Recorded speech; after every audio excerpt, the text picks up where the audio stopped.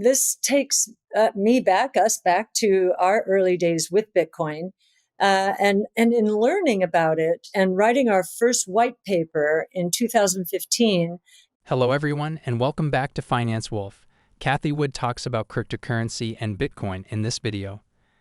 This is where we examine the initial decline in the growth rate of gold. Stander notes that while gold has established itself as a timeless brand over the course of 5,000 years or so, Bitcoin has established itself as a prominent player over the past 10 years.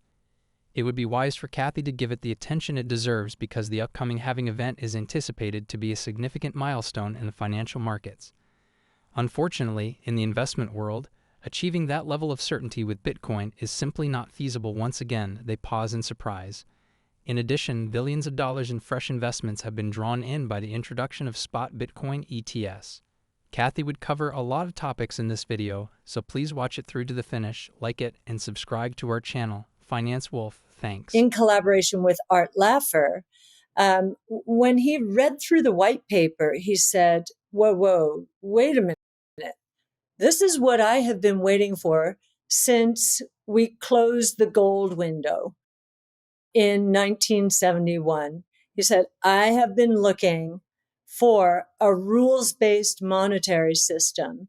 And he was, fascinated by it, and increasingly so. Rod, you've met him. He's in Tennessee as well, Nashville.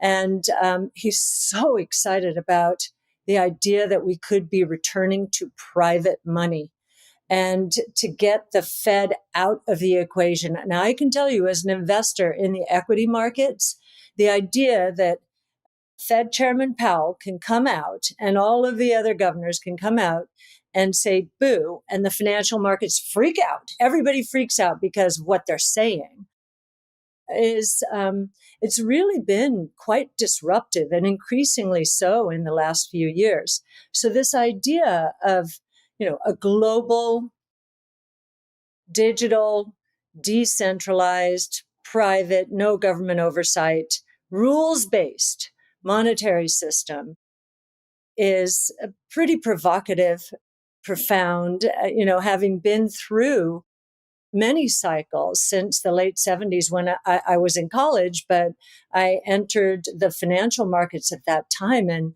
I just saw money unhinged in my early days, and have been a student of, okay, how do we change this? And so when we stumbled upon, everybody stumbled upon Bitcoin, or at least I did. And it was, wow, this is pretty interesting. This could be transformative. And I said, Art, how big could this be? Back when it was $250. And he said, well, how big is the U.S. monetary base? So back then it was $4.5 trillion. Today it's $7.5 trillion. That should tell you something. And he said, well, there's your answer. And so we've been running with it ever since. Could it serve the three roles of money? That was our first white paper. And we concluded, yes. Could it, is it ringing the bell for a new asset class? Yes. But in terms of this monetary system idea, the halvings, this one coming down from 1.8 to 0.9, is taking the growth rate of the Bitcoin supply below the long-term average of gold supply growth. And but the difference is, and when I say this to people, it's an aha moment for them. The difference is when the gold price goes crazy to the upside, miners come out and start mining more, and send the supply growth up. And when I tell people, in the investment world, that that's not possible with Bitcoin, it's just not possible. Again, they do a double take. And so here we are for the first time below the growth rate of gold. And as Stan Druckenmiller says, well, gold is a 5,000-year brand. That's what he says, at least how he says it.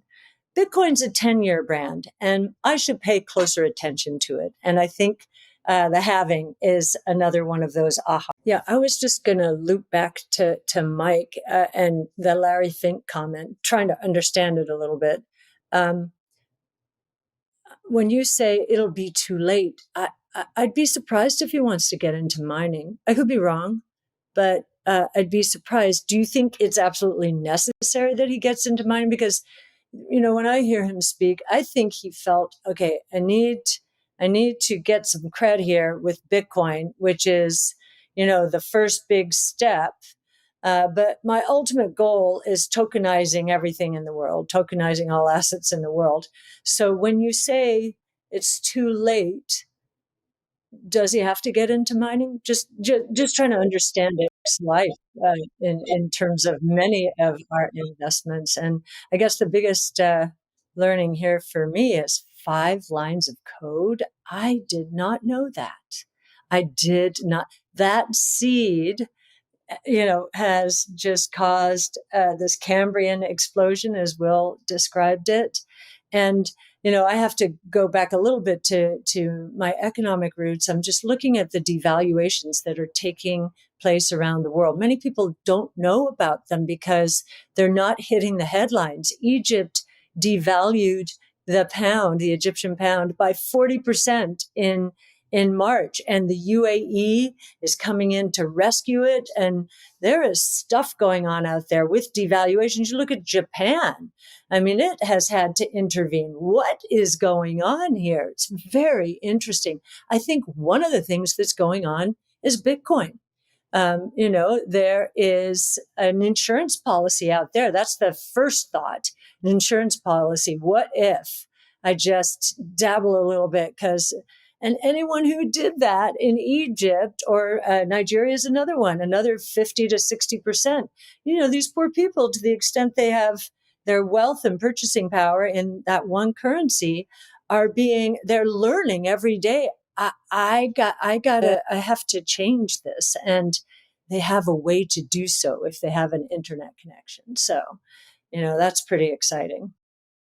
Putting Bitcoin apart, the cryptocurrency volatile market might hit its local bottom in June, indicating the start of the following stage. The market cap of altcoins, excluding the top 10 cryptocurrencies, dropped by over 21% in the previous month, reaching $265 billion as the M2 money supply estimates all cash and short-term bank deposits across the United States. This indicates that altcoins may reach their local price bottom around the beginning of June, according to market analysts who closely study historical chart patterns. Popular crypto analyst Value Capital made this observation in a May 8 post, noting that altcoins are currently following the expected trajectory. Supply can perhaps move into niche currencies and altcoins, causing the elan in the event that this video has taught you anything. Kindly hit the like button. And please subscribe to our channel, Finance Wolf, so that we can meet in the upcoming video.